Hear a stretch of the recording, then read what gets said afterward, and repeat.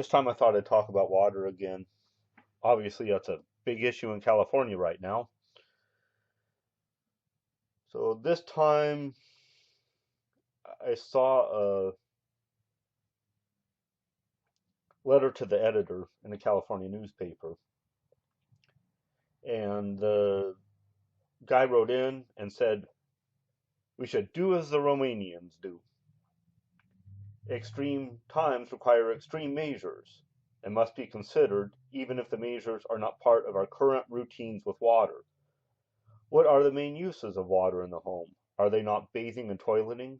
Are there things we can do and how we use these to conserve along with these?" The answer is yes, he says.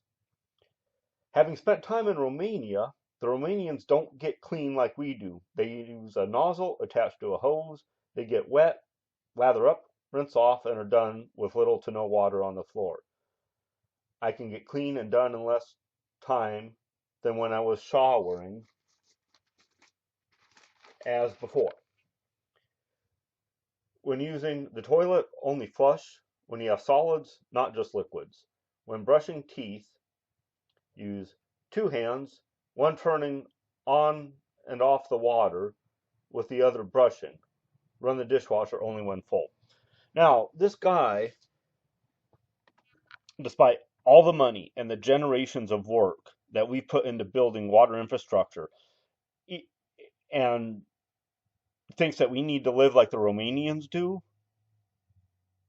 that's just absolutely insane. Why did we build all these dams?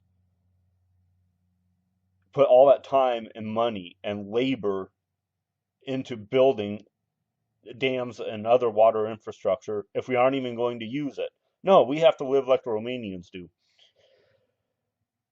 It's insane that we live in what's supposed to be a free society, and to build this kind of wealth, to build this kind of standard of living, it did not come cheap. It did not come easy.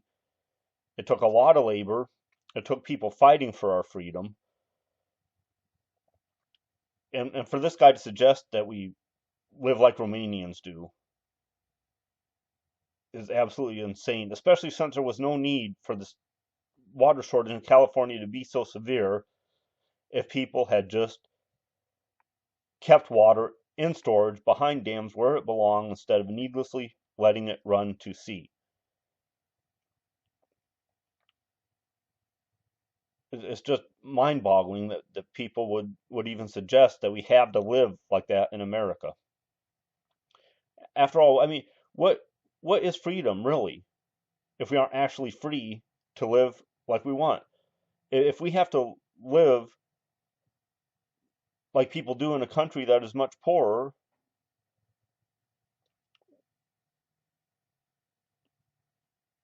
do we really have freedom? Does this guy honestly think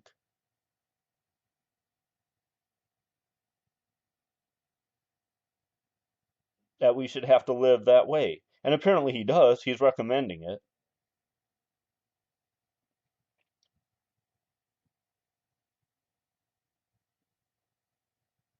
But again, I ask, why should we have to? Why build modern conveniences only not to use them? There's a person basically suggesting that we should live like they do in a third world country. Go outside and hose off. Don't use your shower.